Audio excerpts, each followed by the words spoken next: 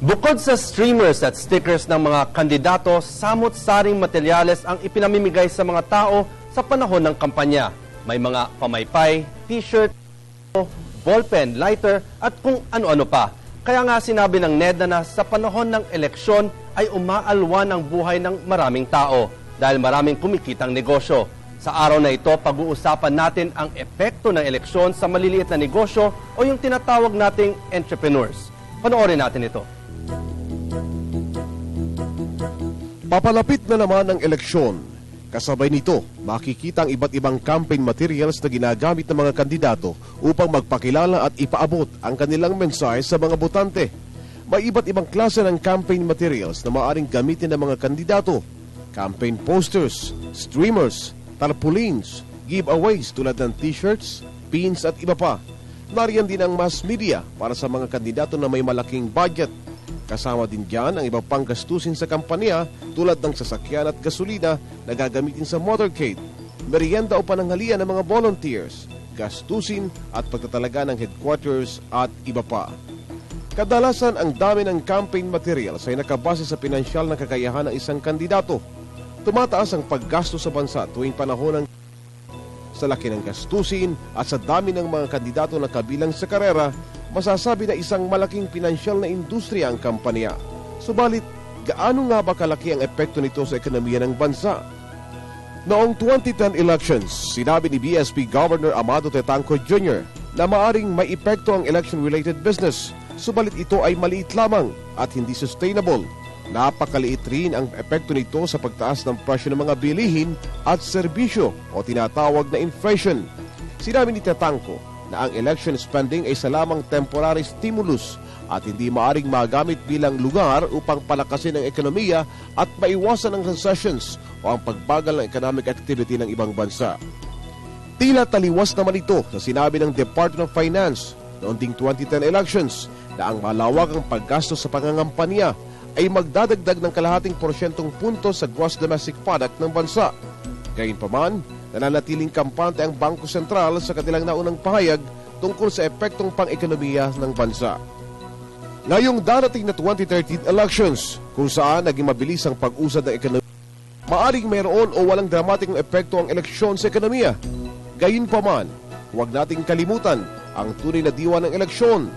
Bago ang ekonomiya, tutukan muna natin ang mga taong nais kumuha ng ating mga boto dahil kung tama ang ating mga ihahalal, ang ekonomiya ay maring hindi na maging problema.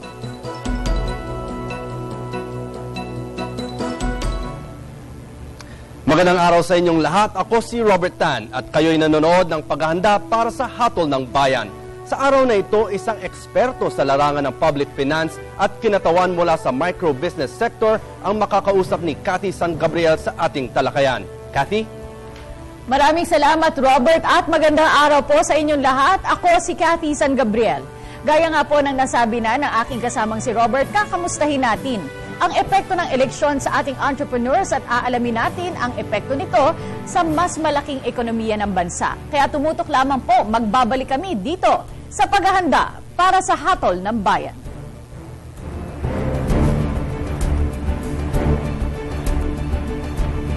Ayon sa of Commerce and Industry o PCCI, magiging maunlad ang ekonomiya ng Pilipinas sa taong 2013 bunsod ng laki ng lokal na gastos sa halalan. Naniniwala ang mga negosyante na matatamo ang target ng pamahalaan na 6% hanggang 7% na paglago ng ekonomiya kumpara na sa taong 2012 na itinaya ng pamahalaan sa 5% hanggang 6% na paglago lamang.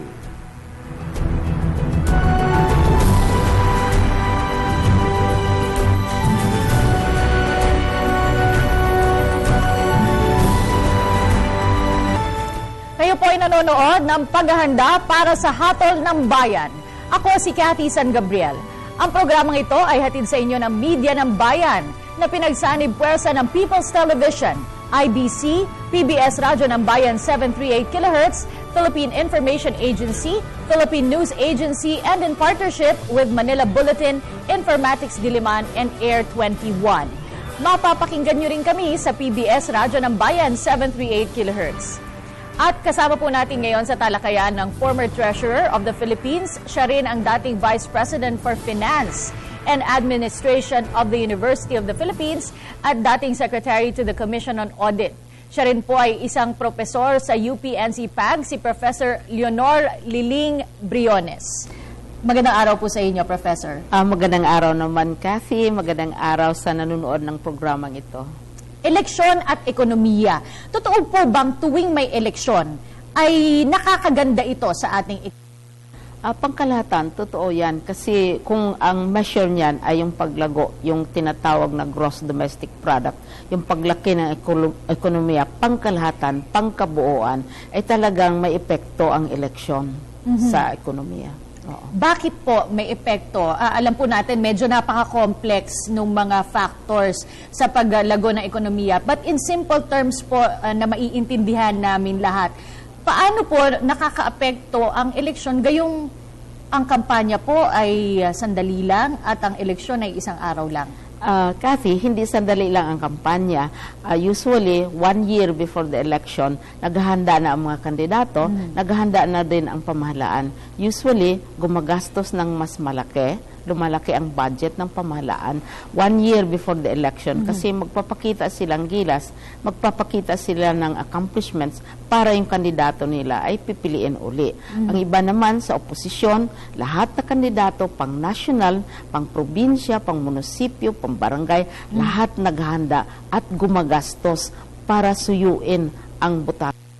Kaya maraming pera ang lumalabas, maraming produkto ang nagagawa at umiikot ang ekonomiya. Ang masagwa lang, hindi ko masasabing masagwa, ang nakakabahala lang ay ang growth na ito ay hindi balanse. Ang iilang sektor ang talagang nabe-blessed nitong pangyayaring ito, pero ang karamihan naman ay hindi masyadong naapektado.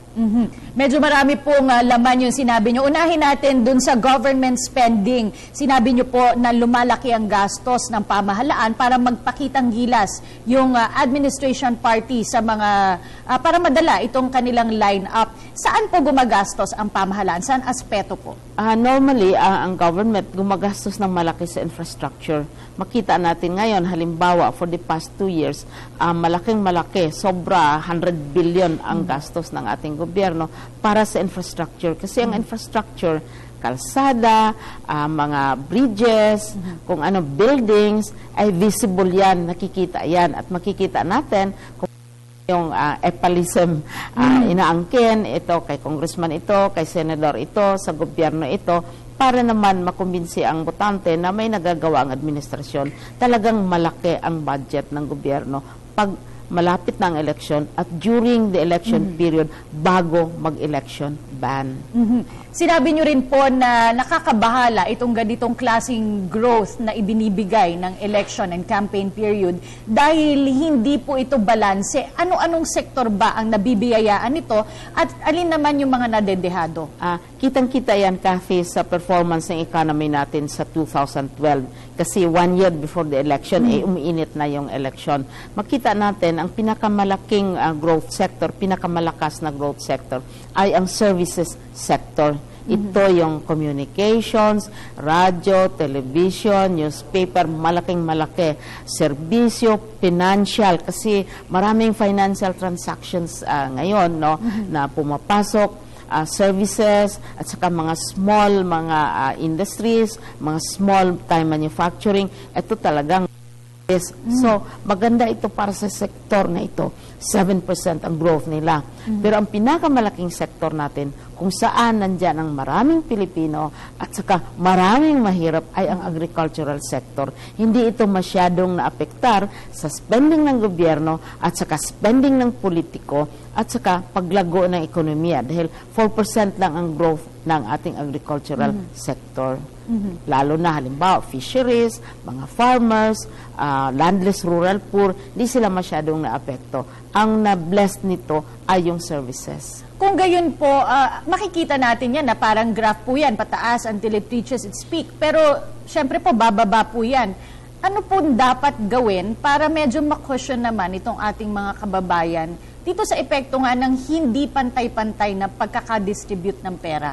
Ang dapat sigurong gawin yan, yung tinatawag natin, kailangan masusustain ang growth na yan. Halimbawa, mayroong bahagyang pagtataas ng employment kasi maraming taga-dikit ng mga posters, taga-distribute ng mga flyers, taga-gawa ng mga street produkto ng eleksyon. Pero pagkatapos ng eleksyon, wala na naman silang magagawa. So dapat ang gobyerno, kung gagastos sila ng pera man, ay pupunta sa mga proyekto na nagki-create ng mga jobs na sustainable. Halimbawa, dahil nakahanda tayo para sa environment, sa climate change, yung greening ng ekonomiya, mag-plant ng trees, o yung infrastructure natin kailangan sustainable. Kasi ngayon, ang focus sa infrastructure ay yung mga visible. Halimbawa, kalsada na nakikita sa mga urban sectors. Kaya ang laki-laki, halimbawa dito sa Luzon, sa mga syudad, ay yung mga sementadong kalsada, binubungkal basketball court, yan, ganon, stations, kasi makitang-kita yan. Pero kung pupunta ka sa mga liblib na lugar, ay halos wala kang makikita na infrastructure. Kaya dapat ipagpatuloy yan na buong bansa ang ating aasikasuhin, hindi lamang isang sektor. Professor Briones, taon-taon po ay nagsiset ng economic growth target ang ating pamahalaan. Do you think na maa-attain po natin yung growth target natin for this year, and kung dahilan dyan, itong election sa Mayo? Tama ka, Kathy, kasi sa 2012 pa lamang, na-attain na yung growth target na yan. This year, sa palagay ko, ma-attain yan. Ang question yan, masusustain ba? Ay kasi ang iniisip natin, ang 2013, paano na si 2014, paano na si 2015, maghintay na naman tayo hanggang 2016 na bubugso na naman, tataas na naman yung ekonomiya para mag-up and down ang growth natin. Pero ang pangangailangan ng tao ay palaging nandyan, hindi naman up and down na busog ka ngayon ay bukas ay gutom ka. Ay kaya kailangan, ganun dapat ang pananaw ng ating pamahalaan at ang ating mga policy makers. Ikumpara po natin yung eleksyon noong 2010 dito po sa eleksyon na mangyayari ngayong taon. Do you think there's more money going around this year than last? Tanda po natin para po sa ating mga manonood, yung 2010 elections po ay presidential. So mas malaki po yan, mas malaki ang sakop. And participation na rin po ng taong bayan. Whereas this year, it's a midterm elections po. Generally, sinasabi nila, pag midterm elections, malaki ang gastos. Palagay ko, hindi naman masyadong totoo yan dahil you have to consider the inflation. Mas mahal ngayon. Mahal ang gasolina, mahal ang mga materyales sa eleksyon, mahal ang paggawa ng kalsada, mas malaki ang kita, ang mga porsyento, etc. So you have to take into consideration inflation. Pangalawa, mas maraming taong kailangan ma-reach mo. Mas marami kang bibigyan ng pera during election day, maraming bibigyan ng t-shirts, etc. Mas malaki kumbaga ang clientele. Ang laki ng pag-increase ng mga electoral natin population dahil dumadami yung mga kabataang kakaboto ngayon. So maski theoretically dapat hindi maliit ang gastos, pero makikita yan kung i-graph mo yan, palaging tumataas palagi ang expenditures, lalo na pag election year, whether midterm or presidential, because of the increase in population at saka yung, as I said, yung inflation, at mahal talaga, ang push ay napakalakas. Professor Briones, dahil nga sa dami ng perang umiikot pagka ganitong pagkakataon po, saan po napupunta yung spending ng mga kandidato? Yung sinasabi ko, yung sa consumer spending, yung hindi masustain. Halimbawa, ang pamaypay, gaano katagal ang pamaypay? Ang yung mga caps, yung mga t-shirt, siguro after ilang suot, punit na yon.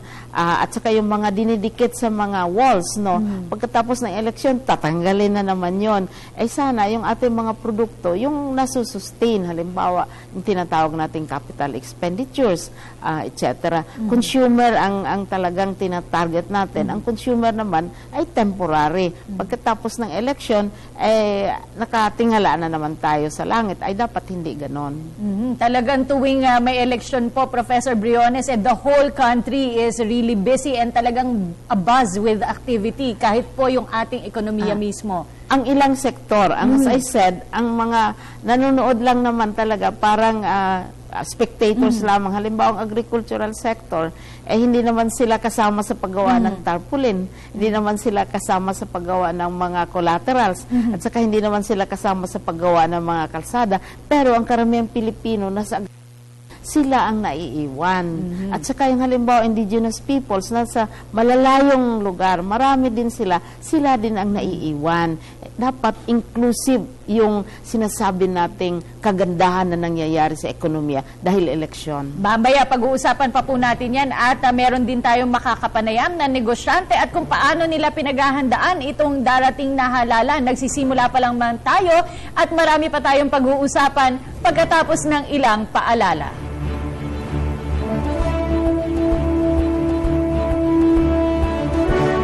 Ang industriya ng paglikha o manufacturing at serbisyo ang pinakamalago sa panahon ng halalan.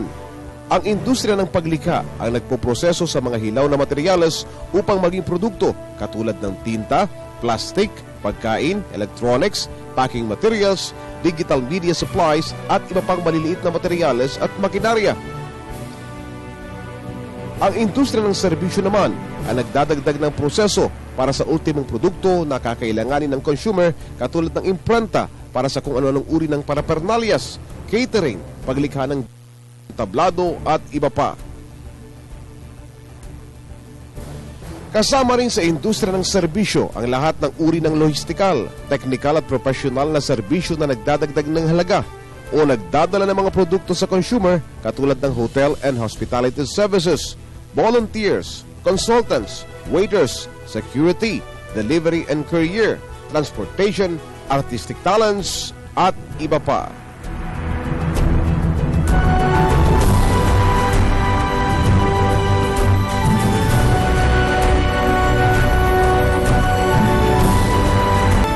Nagbabalik ang paghahanda para sa Hatol ng Bayan, hatid sa inyo ng Media ng Bayan. Kami ay napapakinggan nyo rin sa PBS Radyo ng Bayan 738 kHz. Sa unang bahagi ng panayam natin sa ating bisita, totoo nga talaga na maganda ang epekto ng eleksyon sa ating ekonomiya dahil maraming pera ang bumubuhos dito at maraming nagkakaroon ng trabaho at mga negosyo.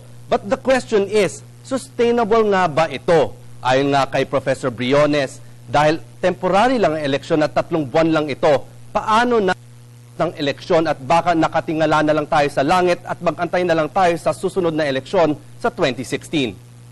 Ihanda na ang inyong mga katanungan at sumali sa talakayan. Bisitahin lamang ang aming Facebook page sa www.facebook.com/hatolnangbayan2013 o kaya ay mag-tweet sa @hatol2013. Para sa pagpapatuloy ng talakayan, puntahan natin muli si Cathy San Gabriel kasama si Professor Briones at isang representative mula sa business sector. Maraming salamat, Robert. At gaya nga ng sinabi mo, kasama pa rin natin si Professor Briones at may makakasama rin po tayo mula sa sektor ng mga negosyante, si Miss Armila Avila ng Digital Printing Services. Magandang araw sa iyo, Armila. Magandang araw naman sa iyo, Cathy, at magandang araw naman sa ating mga kababayang Pilipino. Can you tell us more about your business, digital printing? Anong mga serbisyo ang inyong inyo-offer tuwing ganitong halalan? We offer, lalong-lalo na sa ganitong campaign period, mga tarpaulin banners. We do tarpaulin banners, signages, posters, billboards. We also do Panaflex boards, stickers, at marami pang iba. We also offer personalized materials, campaign materials like mugs, and then ipiprint namin in mugs, fans, meron din kami mga umbrellas, any campaign materials, any printable materials na pwede naming i-print ay ino-offer namin. Armila, pagka ganitong campaign, ano sa mga produkto nyo yung talaga namang napaka-saleable? Ngayon talagang malakas ang tarpaulin banners, ang stickers, t-shirts, fans, yan kasi medyo mura, ballers. Sa tarpaulin, paghalalan, di ba 2x3 ang 2x3 standard ng COMELEC? Yes. Magkano pumapatak ang isang piraso nito? Yung standard natin kasi talaga sa commercial is 30 pesos per square foot. Pero pagka ganitong halalan, binababa namin ng 17, depende sa volume, sa quantity, hanggang as low as 750 kapag talagang ito ay umaabot na ng 10,000, 15,000. So, malaki talaga yung bagsak ng Paliwanag presyo. mo sa amin kung bakit malaki yung bagsak ng presyo.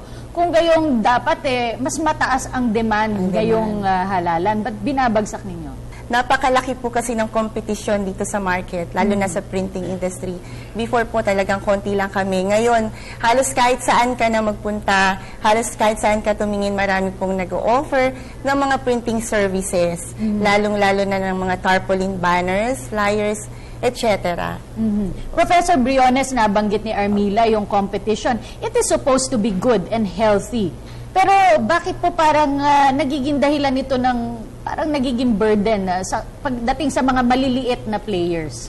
Kasi kung ang kompetisyon ay sobra intense, magkaroon ng price war, talo ang mga maliliit. Kasi kung hindi mahaba ang PC mo, ang kapital mo kunti lang, hindi mo ma-afford yung pagbagsak ng presyo. Kasi ang bawian yan ay sa volume. Tuki mo ay ilan lang ang i-order, doon ka matatalo. So, ang namamatay dito, ang talagang nalulugi, yung mga maliliit. Pero yung mga big time na mga service providers, kagaya nung sa telebisyon, sa radyo, dahil may tendensiya na monopolistic ito, sila ang nagmamando ng presyo. Pero sa baba, sa mga ibang mga produkto, mga ballers, mga stickers, napakatindi ng competition, pababaan ng presyo, talo ang mga maliliit. Armila, bagamat matindi ang kompetisyon, kumikita ba ang iyong negosyo? Kumikita naman po. Kasi nagbibigay kami ng margin. Meron kaming margin para sa mga tao. At the same time, syempre yung tax, napaka-importante po para sa ating gobyerno. At hindi po talaga naman kami nagpapalugi, kahit naman pa paano. Kung meron kang kliyenteng national candidates, gaano karami ino-order nilang tarpaulin? Kasi karamihan po talaga nang nag-order sa amin, mga kaibigan. Mga Mga supporters. supporters po ng Okay. kandidato. Hindi po sila mismo. Meron po kasing mga nagpapagawa sa amin ng libo talaga. Libo ang pinapagawa nila. 1,000 pieces, 50,000 pieces ng mga flyers. And pagka na-compute po natin yung mga volume na to, lalo na sa banners, yung standard natin na 2x3, umabot po ng 1 milyon.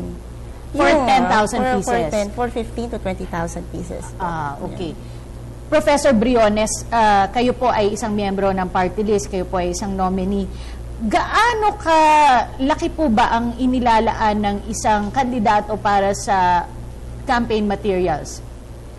Medyo may Katulad ng kaibahan tarpaulin. ang sitwasyon sa party list kasi ang party list ay they have to achieve mga porsyento ng lahat ng mga nagboboto, like 5%. So ngayon, ang estimate, kung makakuha ka ng around 250 to 300,000 votes, ay Pasok sufisyente na makakapasok na, depende sa kadami ng nagboboto. So ang ginagawa ng mga party list, nagpo-focus sila sa mga lugar kung saan sila ay malakas o kung saan ang mga miyembro nila ay may following. So, hindi yung halimbawa buong bansa i-cover nila dahil imposible talaga. At saka general, hindi naman ganun kalaki ang pondo. So, kung siguro mag-order ang isang party list, thousands lang, hindi yung sasabihin mo na ilang milyon. Kasi, halimbawa ngayon, you have over 50 million voters, hindi naman ganun ang volume na inaano ng party list dahil mayroon silang specific target at saka nagko-concentrate lang sila sa mga geographic areas o lugar kung saan mayroong boboto talaga sa kanilang sigurado. Pero would you say, how much would a national candidate need para po maging supisyente para sa kampanya? Kung ang isang halimbawa kami, last time mga about 3 million lang ang nagastos namin. National campaign na yan. That will only be siguro 2 days lang yan ng 30 second, 3 times ang isang kandidato. Bali, wala talaga yan dahil ang mga party list umaasa largely sa internet, sa digital, at saka sa kanilang reputasyon, sa kanilang track record. Doon talaga sila umaasa. Pero yung halimbawa senatoriables, yon talagang malaking-malaki. Mga congressmen, gobernador, malaking-malaki ang ano nila, gastos nila para sa communications. Mga daang milyon po. Hindi, billion lang. Billion pa. Billion Kung pa. senatoriable, billion. Even may mga congressional district, billion na ang gasto. Kung halimbawa, highly urbanized. Dahil the more na hinahabol mo, the more tataas ang presyo. Ganun talaga ang sistema ng ating ekonomiya. Kung malaki ang demand, di siyempre, tumataas ang presyo. Pero ganun din po rin yung sistema ng mga negosyante. Kung malaki ang puhunan, malaki din po ang bawi. Saan po ito kaya babawiin? Babawiin yan sa presyo. Yung sinasabi ko, bumabawi No, sila I mean sa the candidates. Billion nga po sabi niyo ang kanilang puhunan. They look at this as an investment. So, kailan babawi once they are in office. Yun ang problema dyan. At saka, karamihan din, nagdo-donate ng mga materials. Pero, mayroon niyang expectations. Yung mga supporters, mga friends of so-and-so, etc., relatives of so-and-so. Di ba linalagay yan? Mayroong mga expectations yan. So, usually, businesses support candidates, especially at the national level. Armila, yung kinikita mo ngayon, gaano kalaki ang porsyentong itinaas dun sa usual mong kinikita sa iyong negosyo? Yung normal days, yung ganitong almost 200 to 300%. Wow! Napakalaki talaga. Napakalaki po kapag ganitong campaign period. So, dito po talaga kami bumabawi.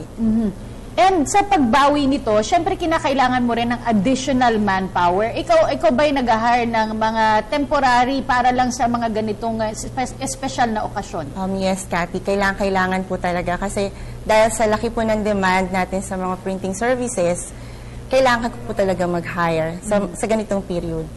So, yun po. Nag-hire po ako ng mga tao. Mga graphic artists, operator, mga assistants, and yung mga helpers po natin. Mamaya, pagpapatuloy pa po natin ang ating diskusyon sa mga negosyong patok na patok sa halalan at ang epekto nito sa ating ekonomiya. Samantala, bumalik naman tayo sa ating kasamang si Robert Tan para sa kanyang recap ng mga napag-usapan ngayong segment na ito. Robert? At ilan sa mga nangingibabaw na pagpapaliwanag sa bahaging ito ay election is good for business. Tulad nga kay Armila na isang micro-entrepreneur sa printing business, maganda ito sa kanilang negosyo itong 3 buwan ng eleksyon.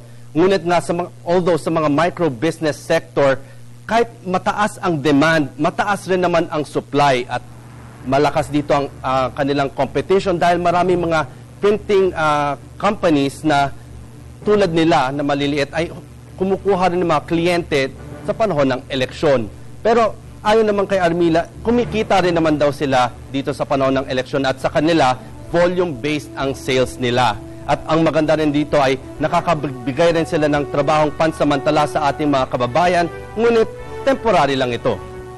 May mga tanong din ang ating mga manonood para sa mga panauhin natin ngayong araw mula kay Migs of Antipolo. Ano pong maipapayo nyo sa mga gustong mag-umpisa ng negosyo sa ganitong larangan?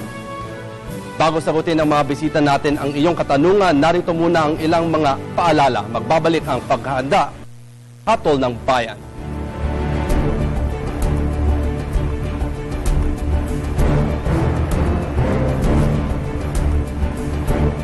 Ang mga maliliit na negosyo na maaring kumita sa halalan ay ang mga sumusunod: paglikha at pag-imprenta ng mga parapernalyas, pagpapaupa ng entablado, lights at sound system, catering, events management, volunteer teams, talent supply, paggawa ng video advertisement, security, transportation, delivery at iba pang logistical support.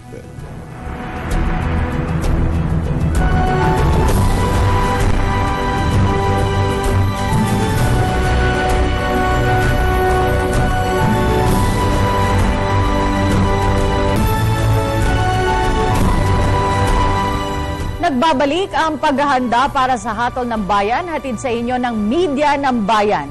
Kami po ay napapakinggan nyo rin sa PBS, Radyo ng Bayan, 738 kHz. Muli ako po si Cathy San Gabriel at kanina may mga binasang katanungan ng aking partner na si Robert at sasagutin po yan ng ating bisita ngayon. Yung tanong is more for Armila Ano ang maipapayo mo daw doon sa mga gustong pumasok ng kaparehong negosyo na ginagawa mo ngayon? Sa akin kasi ang naging pundasyon ko dito sa negosyo, bago ako pumasok sa negosyo, kasi simpleng empleyado lang po ako. Talagang lakas ng loob, pundasyon ko talaga ay ang takot at tiwala sa Diyos. Po nang ginagawa ko, inaasa ko sa Kanya. Dahil kapag kanegosyante ka, kailangan malinis kang trumabaho. Alam ko kasi na para sa akin po, ay tumatagal ang isang negosyo kapag tapat ka sa ginagawa mo. At sa mga nais po na gustong pumasok sa ganitong negosyo, dapat po ay mahaba ang PC, ang pasensya, at talaga pong tiyaga, sipag. Yan po ang talagang kailangan para sa negosyong ito. At wag po tayong titigil na mag-establish ng mga kliyente. Yan po ang hanapin natin, suyurin natin. Lalo sa mga nag-uumpisa, kailangan hanggat maaari, advertise tayo. Napakalaking bagay po gaya nga itong eleksyon. Yung mga kandidato natin na nag-a-advertise para sa kanilang, para manalo sila. Ganun din po sa mga katulad naming mga micro-business o proprietors, ginagamit din po namin ang advertisement. Armila, ano yung mga common na mga nai-encounter mong problema pagdating ng ganitong halalan? Nung year na eleksyon, meron po kaming mga na-encounter na may mga kandidato na hindi po nagbabayad. Gumagawa kami ng mga serbisyo, minsan pinupuhunan na namin. Siyempre, tumatanggap kami dahil po malaki ang kompetisyon, tinatanggap namin na walang down payment. So, gagawin namin kapag time na ng singilan, dahil may mga kandidato na siyempre hindi naman po pinapalad na manalo, hindi na kami binabalikan. Naku! So, isa po yun sa nagiging problema po namin. Pero hindi naman ito nagiging dahilan ng pagkalugi mo. Hindi naman po. Kasi meron naman pong pambawi. May mga kliyente naman po na maganda, magbayad, magaling po. Talagang continuous po ang mga orders nila, ang services na ginagawa namin sa kanila. Professor, kanina nabanggit ni Armila na kumukuha sila ng additional manpower, mga graphic artist, para sa kanyang negosyo pagdating ng ganitong halalan. Yung temporary employment, ito po ba ay nakagaganda? Marami nabibigyan ng trabaho. Or in the long run, hindi rin po ba ito maganda para sa atin? Maganda temporarily, pero in the long run ay kailangan masasalo sila after the election. At saka ulit-ulit kong sinasabi, may mga requirements ang election kung anong skills ang kailangan. So yung mga graphic artists, okay sila. At saka yung mga taga-distribute, mga helpers, etc. Pero halimbawa ikaw ay fisherman o ikaw ay farmer or ikaw ay landes rural poor, talagang hindi ka kasali doon. Para kang spectator lamang. At saka, malas tayo dahil karamihang mga Pilipino, maraming Pilipino na nasa sektor na yan. Yun ang hindi nila natatamasa itong blessings na temporary. Kaya kailangan sana paghandaan yan na lahat naman makikinabang sa paglago ng ekonomiya at hindi lamang ang isang sektor on a temporary basis pa. Sabi niyo po kailangan paghandaan. Paano po ito dapat pinaghahandaan?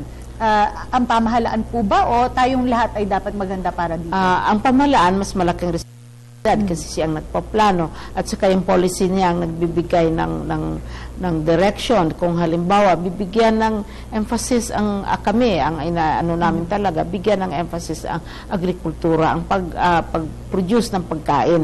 Dahil ngayon nag-i-import tayo ng pagkain. Pangalawa, maghanda tayo para sa climate change. Dapat marami tayong gagawin kasi maya-maya binabaha tayo, nasisira ang ating mga infrastructure, etc. Paghahandaan yan, doon natin ibuhos yung ating efforts. But at the same time, sa pribadong sektor, yung pagpili kung saan silang negosyo papasok, mas maganda yung mga sustainable na negosyo ang papasukan dahil may election man o wala, mayroon pa rin silang clientele, mayroon pa rin silang pagkikitaan. Kasi ito, high risk, high gain, pero high risk din. Sinabi na nga kanina ni Ms. Abela na kung halimbawa hindi magbabayad, natatalo. Usually, yung mga natatalo, tinatamad na rin magbabayad ng kanilang mga utang. So, mabuti pa yung may negosyo ka na talagang sustainable in the long run. Armila, pinaplano mo na ituloy pa rin itong negosyo na to kahit talagang sinasabi mo, bumabawi lang kayo pag ganitong mga panahon ng kampanya? Yes, kasi hindi lang naman during this election, like marami kaming mga customers na mga schools, mga company, mga corporate, malalaking negosyante din na lalo na yung mga baguhan na negosyante na nangangailangan ng mga advertising materials. So, kailangan din sa mga papasok sa ganyan negosyo, kailangan humanap din kayo ng mga stable na kliyente. Yes, kailangan po talaga. Tama yon, tama. Oo. Sa sinabi niyo po kanina, Professor Briones, dun sa solusyon na sinasabi niyo, may mga keywords ako na pick up. Sustainable and inclusive. Yung lahat po makakasali. Agrikultura, take it for example, sabi niyo po, yun po yung talagang nali-leave out. Paano po sila mabibiyayaan? Is there a way na para makasali po sila naman sa biyaya ng umiikot na pera pag ganitong halalan? Ngayon, yung pagsasali nila, very, very temporary. Mga ilang araw lang yon sa panahon ng eleksyon. Hahakutin sila, kakarga sa mga malalaking truck, dadalhin sa presinto, pakakainin, bibigyan ng pera. Pagkatapos, tapos na yon, no? So siguro ang paghahandaan ng gobyerno, halimbawa tulungan sila sa bagong mga teknolohiya sa farming kasi alam naman natin na nandiyan na yung climate change. Hindi na tayo makakaasa sa pagpa-plant ng rice na umaasa sa tubig, mag-develop ng mga crops, mga rehiyon natin sa Pilipinas, hindi naman talaga pwede sa rice, halimbawa sa Visayas because of the climate, mga pagbabago, panglaban halimbawa sa mga pests na lumalabas dahil sa climate change. Marami, mga reforestation dahil ang daming nasisirang mga natural resources natin. Maraming paraan na makabigay ng trabaho ang gobyerno maliban sa mga temporary na pagkakataon sa eleksyon. Hindi ko naman linalait ito kasi maganda ding may trabaho ka maski paano, maski temporary. Pero ang kailangan paghahandaan yung after the election. After in the the morning election. after the elections. After the elections, noong pong 20 as compared to the growth of the economy in 2011, did we see a decline po? Usually nagsuslow down ang ekonomiya dahil inaamin naman talaga yan dahil yung mga halimbawa yung mga fly-by-night na pumapasok lang para lang sa eleksyon na temporary, mga maliliit na nalugi man sila o kumita hindi kagaya ni halimbawa ni Armila na may mga stable clients yung talagang ginawa lang, mayroong ibang bumibili ng printing press, mga magkakapital sila para lang talaga sa eleksyon. Pagkatapos niyan, fold up na sila. Yun ang naapektado. Tapos, kakain din sila. Kailangan din pag-aralin nila ng anak. Nagkakasakit din sila. Ito yung kailangan, bigyan talaga ng tingin. Hindi lang yung pagkain para ngayong araw na ito. Yes. Meron po tayong question mula kay Larry ng Tondo. May instance na hindi nababayaran ng kandidato ang supplier. Nako, yun yung kinuwento mo sa amin. Nakaranas na ba kayo nito at paano ito maiiwasan? Well, nasagot mo na yun. Paano maiiwasan? Yes. Kailangan maging maingat lang. Maging maingat na talaga tayo. Pag-usapan naman natin yung iba pang scam na umiikot ngayong halalan. Pag maraming pera, marami ring magsasamantala. Di ba marami ring mga scam na umiikot ngayon? Pakikwento mo sa amin. So far, yung naging encounter ko, like nung isang araw, merong bumisita sa amin, naghahanap ng supply ng mga t-shirts. So, napakalaking volume po ng hinihingi nila. Talagang sinadya na po, talagang naghahanap na sila ng mga factories na mismo sila na yung bibili dun sa factory kasi meron pong negotiation na verbal lang, pero in the end, hindi naman sila nasusuplayan. Nako. So, nagda-down ng ang mga customers, yung mga kandidato natin, pero wala namang supply na dumarating. So, isa po yun. Minsan, sobrang baba ng presyo nila. Let's say, wala naman sa market na yung t-shirt, 7 pesos. Kung meron man 7 pesos. Merong Sinulid na lang siguro yan, ano? Talagang pinapangako nila na merong 7 pesos o 10 pesos na worth ng t-shirt. Pero sa totoo, sobrang talagang siguro, ballpen nga, magkano na yung ballpen? Baka t-shirt yun ng manika. Kaya nakukuha nila yung ibang mga customers. So, before we close, hingan ko na lang po kayo na mensahe, Armila, sa kapwa mo mga negosyante, and I guess sa mga magiging kliyente mo rin. Sa mga kapwa ko negosyante, lalong-lalo na ngayong halalan, inuulit ko po gaya po na nasabi ko kanina, takot at tiwala sa Diyos una sa lahat. maging fair po tayo, lalong-lalo na sa pagsiservisyo natin sa ating mga kandidato, sa mga kaibigan ng mga kandidato. At maging maingat din po tayo sa pagtanggap ng mga customers dahil hindi naman po lahat ay, although kailangan po nating magtiwala, pero hindi po lahat dahil marami nga pong naglalabasan ng mga scams, ng mga mandaraya. Hindi po sorry po sa word, pero meron po talagang nangyayari na ganun. Sa mga negosyanteng katulad ko, ibigay lang po natin yung nararapat, magandang kalidad ng serbisyo, competitive na presyo para po lahat tayo, magtulungan po tayo. Hindi po tayo magkakalaban, kundi magkakatulungan tayo sa industriya ng negosyo, maliit man o malaki. Okay, maraming salamat sa iyo, Ms. Avila. And Professor Leonor Briones, mensahe niyo po sa mga negosyante ngayong halalan at maging sa voting public. Ang mensahe ko una para sa pamahalaan, huwag tayong mag-deceive sa sarili natin na dahil lalago ang ekonomiya natin sa taong ito, ay patuloy at patuloy ito. Kailangan paghandaan natin ang talagang sinasabi natin na sustainable growth. So, iwasan natin ito, magplano ahead.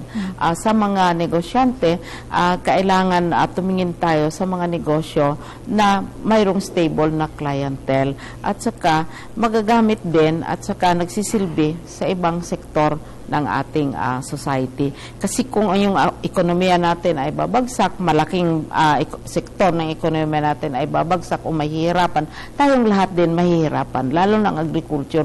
Paano tayo, masaya tayo, malaki ang growth natin, kung hindi naman tayo makakakain o sobrang mahal ang presyo. Sa mga botante, nakakatulong itong mga peripherals, itong mga ito, masaya, maganda, pero at the end of the day, at ang bottom line na yung paggamit natin sa ating boto, pipiliin natin yung mga kandidato na may track record, piliin natin lalong importante yung kandidato na may integridad, na nagmamahal, hindi lamang sa sarili nila para makabawi ng kanilang investment sa eleksyon, kundi para magsisilbi sa taong bayan. Maraming salamat po sa inyo, Professor Briones and Ms. Avila, at sinamahan niyo po kami ngayon sa aming talakayan. Huwag po kayong bibitiw. Magbabalik ang paghahanda para sa hatol ng bayan.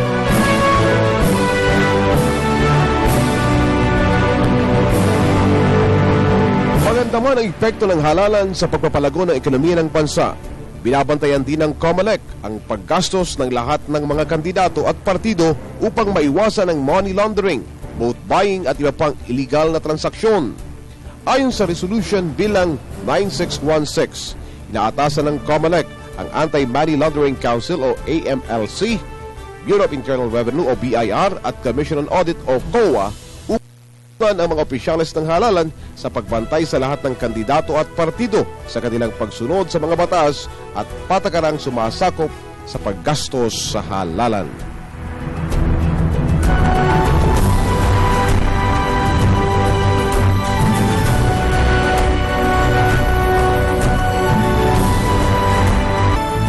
Ito, kasi panahon nga ng eleksyon, gumaganda daw ang ekonomiya natin. Yung mga sa micro-business sector, tumataas ang demand sa mga services nila. Pero lumalabas rin na tumataas din ang supply kasi malaki ang kompetensya dito sa kanilang industriya at bumababa daw ang presyo sa kanila, no? Although, kumikita naman daw sila dito sa kanilang industriya.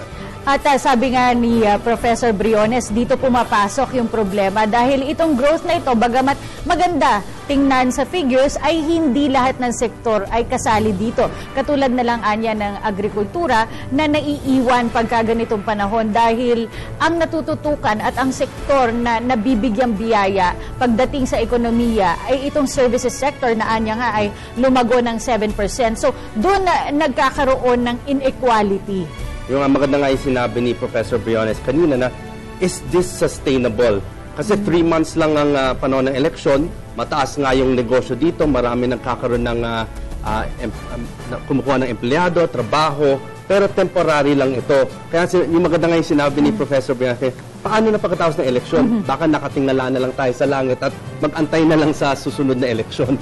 At ito ang sinasabi niya na throughout the years of her study pagdating sa ekonomiya, ganito nga commonly ang nangyayari. The year after the elections ay bumababa growth ng ekonomiya ng ating bansa. And sinasabi nga niya na kailangan doon